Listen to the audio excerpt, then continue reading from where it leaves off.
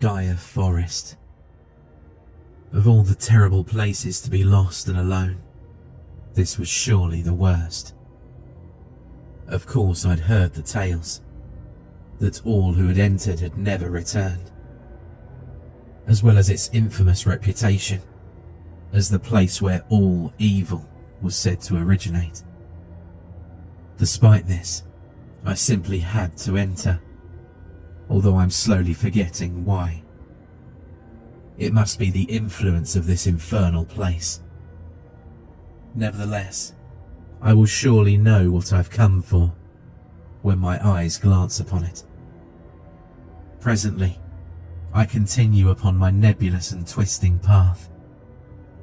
The blackened and seemingly lifeless trees seem to lean ever inward, plunging the already unnerving place into eldritch shadow. I eventually come upon a small, grey stream. However, I know not to drink the water in this foul place, nor to eat any of the fruits, no matter what beguiling aroma they give off. To do so is essentially a death sentence, as a demonic virus will turn anyone foolhardy enough to taste the resources of the forest into one of the living dead. The process is both excruciatingly painful and incurable, the only way to purge the disease being the complete and fiery immolation of the host, or purification through silver weaponry, both methods proving fatal, of course. Nonetheless, I continue to forge ahead, the almost inaudible crunching of dead leaves underfoot, my only companion in this accursed place. A bit further on, I see another temptation set up by this place to trick anyone brave enough to make it this far. A small, glowing, yellow gaseous ball of light floats just off my path, to beckon me away and to my certain demise.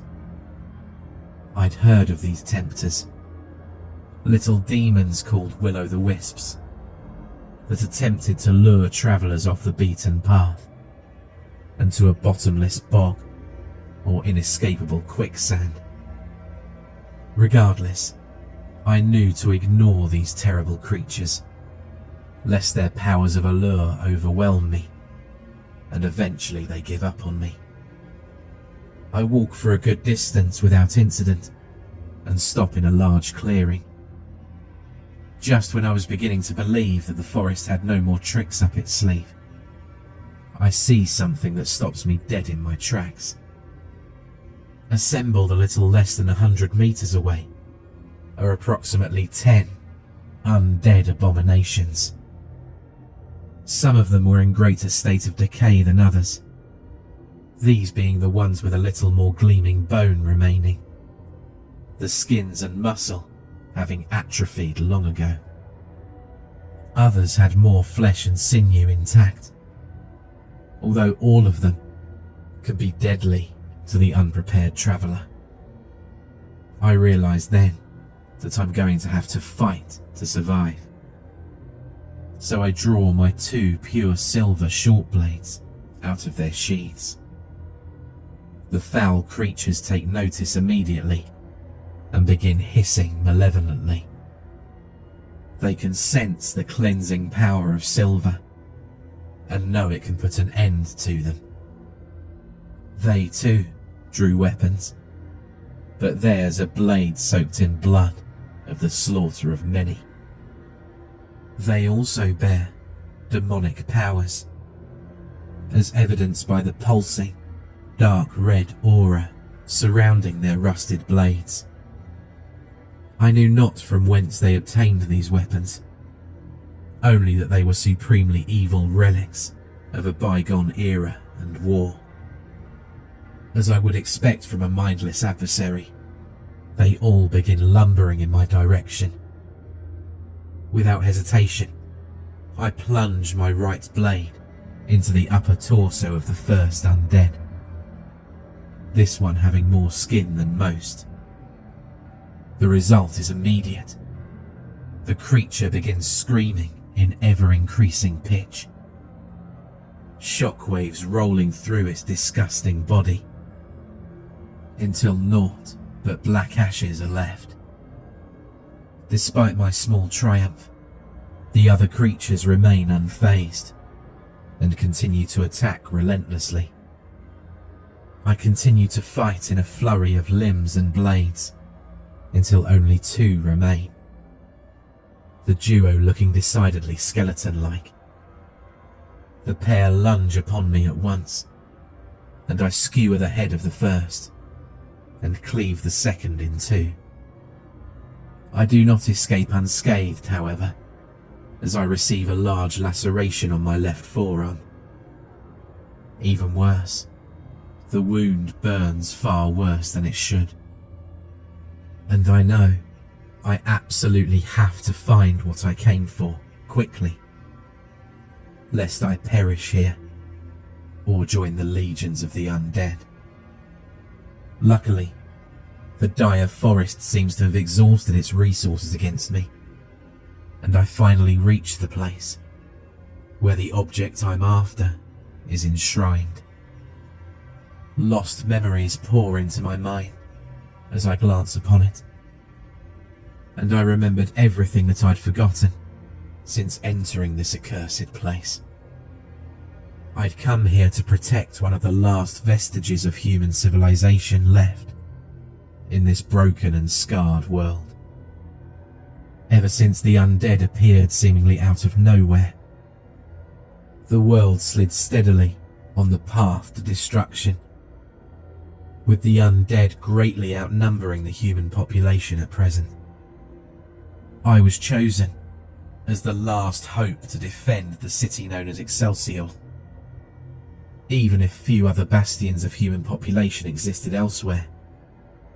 These were little more than ruins, and ours was always considered the strongest and best fortified, even if they're in great need of help now.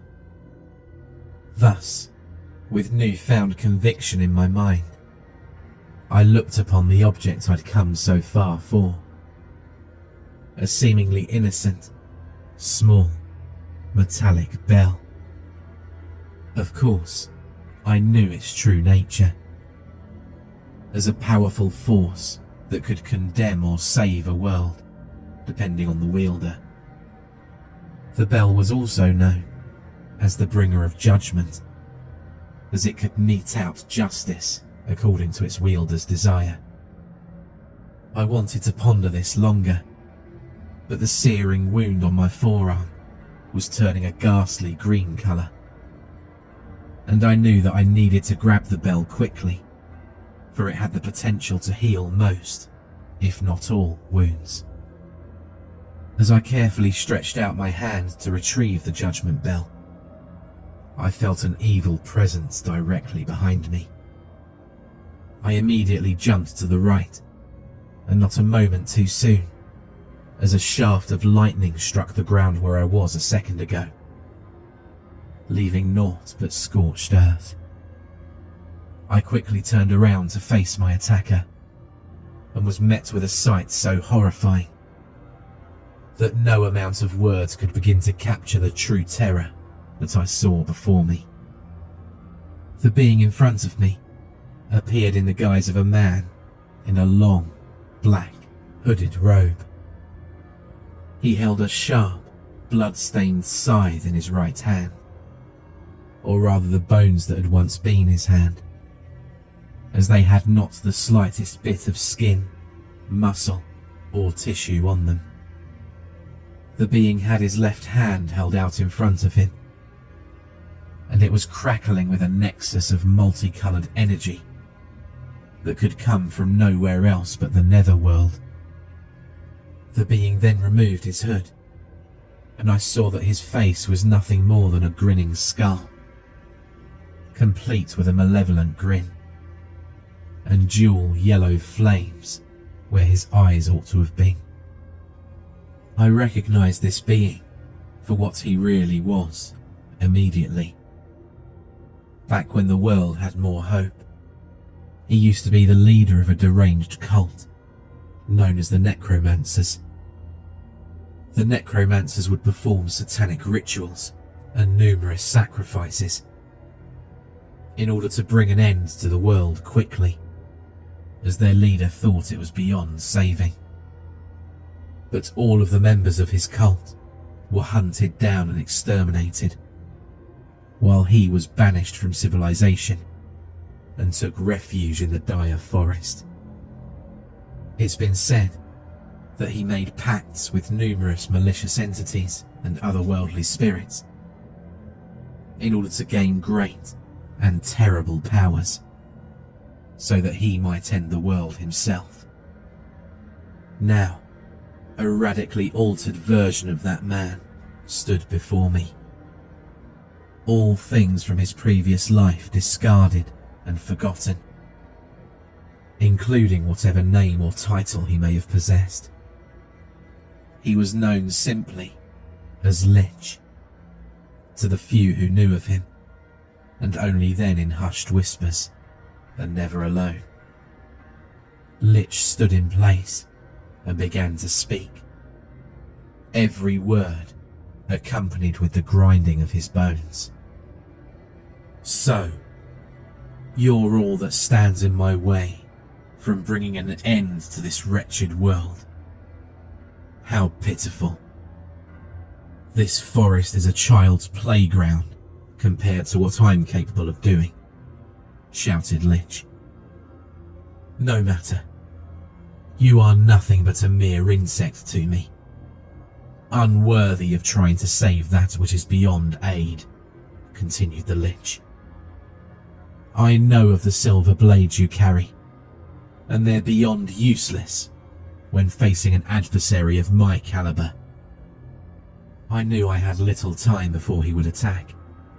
However, I'd heard tales that his seeming invulnerability was not complete. According to legend, Lich could be killed if the object that held his soul was rended asunder by a weapon with the power to purify and thus kill the undead. I subtly glance at the judgment bell and make the startling realization that this is the object that holds Lich's soul. Yet, if I destroy it, the world will be doomed to oblivion. I have no time to ponder this, however, as Lich suddenly bellows at me. Your time is at an end. Now you shall know death's sweet embrace. He then charges at me, and his scythe makes a whooshing sound at the place where I'd stood a moment earlier. I continue blocking and parrying his attacks, as I slowly make my way to the pedestal where the judgment bell is. Just as I'm about to reach it, my left arm goes numb due to the progressing infection, and drops the silver blade. Seeing his chance, Lich laughs maniacally and conjures up a twisting black flame in his left hand. Piercing screams emanating from the inferno. With all the strength I could muster, I bring the remaining silver blade down upon the judgment bell. The effect is immediate. Lich starts caterwauling inhumanly and drops his scythe, his black flame extinguished. His screams continue to intensify as blood I didn't know he possessed started to pour out of every orifice in his body.